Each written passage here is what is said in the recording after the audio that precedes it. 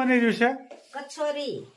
ઈ આ હું તુરના દાણા બાફા, હા આમાં ચટણી, મીઠું, હળદર, ધાણા જીરું અને આ લીંબુનો રસ બરાબર. બધું મિક્સ કરવાનું હા. અને પછી મસાલો ભરવાનો. પેલા કેવું પાણીપુરી જેવું થાય? હા, પાણીપુરી જેવું જ થાય. સરસ મજાની બે કચોરી, આ તદ્દન નવો ધડાકો, નવી રેસીપી કચોરી. કચોરી એમાં છે. શું ભેળવ્યું છે? આ તુરના દાણા હોય ને એના બાફા, પછી ચટણી, મીઠું, હળદર, ધાણા જીરું ને લીંબુ, બીજી આઈટમ કાંઈ? બસ બીજું કાંઈ નહીં. ઠીક, અને આ તુવેરનું જ વધારે છે ને? આ તુરની જ બને કચોરી. બરોબર છે. અને લીલી આ લોટ બાંધવાનો છે, પછી પૂરી વણવાની, પછી એમાં મસાલો આમ મિક્સ કરીને ભરીને તળવાની. ઠીક, બરોબર. આ ઠરી જાય ત્યાં લોટ બંધાઈ જાય. સરસ મજાની કચોરી બની રહી છે. આ તો નવી રેસીપી નવી છે. રેસીપી છે ભાઈ કચોરી વાળી.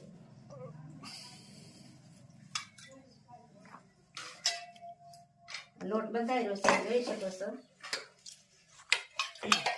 સેજ કડક લોટ બાંધવાનો, રોટલી જેવો ઢીલો નહીં બાંધવાનો, એટલે પૂરી સરખી થાય ને સારી થાય. આમાં મીઠું અને ધાણા જીરું અને મોણ નાખ્યું હોય લોટમાં.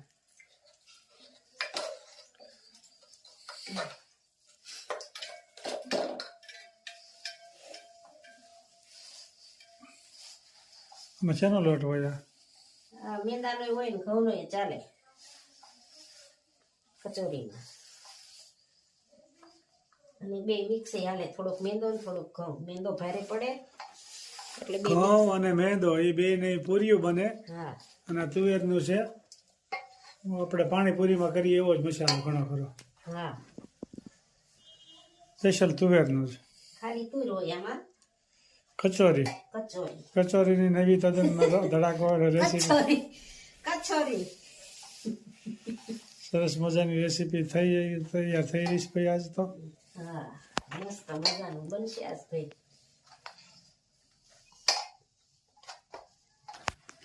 પૂરી વણાઈ ગઈ છે અને કચોરી ભરાય છે. એક શેકાઈ પણ ગઈ છે બરોબર. કચોરી એમ ને? કચોરી.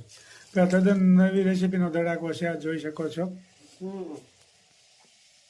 આમાં થોડો થોડો આમ તુવેરનો માવો ભરવાનો અને પેક કરવાનો. બરોબર.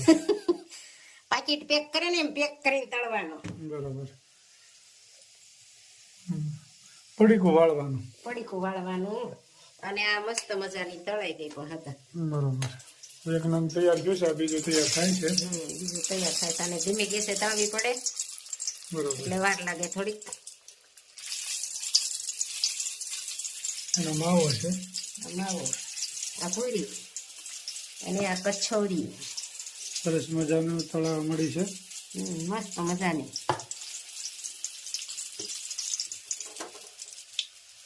જો એકદમ ગ્રીન કલર રેડ ઉપર થોડીક થવા દેવાની, એટલે અંદર બધી બફાઈ જાય ને શેકાઈ જાય. મસ્ત મજાનું સરસ.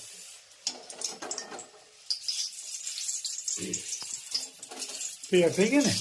તૈયાર થઈ ગઈ હવે. સરસ મજાની કચોરી. જમવા પણ બેસી જાય છે ગરમા ગરમ. મસ્ત મજાની કચોરી તૈયાર થઈ ગઈ છે અને જમવા પણ બેસી ગયા. કેમ બની? મસ્ત મસ્ત. હે ને? હો. તો વાંધો નહીં. ખાવામાં તો કઈ વાંધો જ નથી. કેમ બા બની? સરસ ને. અમારા બા પણ જો દહીં ને કચોરી ખાવા બેસી ગયા છે ગરમા ગરમ. અહીંયા પણ ચાલુ છે હતા. ગરમ ગરમ ખાવા બેસી ગયા છે ભાઈ. કચોરીનું કામ ચાલુ છે અને જમવા પણ બેસી ગયા છે, જોઈ શકો છો. મસ્ત મજાની કચોરી તૈયાર થઈ ગઈ છે અને જમવા પણ બેસી ગયા. કેમ બની? મસ્ત મસ્ત. હે ને?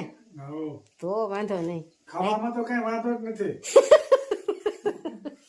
કેમ બા બની? સરસ ને. અમારા બા પણ જો દહીં ને કચોરી ખાવા બેસી ગયા છે ગરમા ગરમ. અહીંયા પણ ચાલુ છે હતા.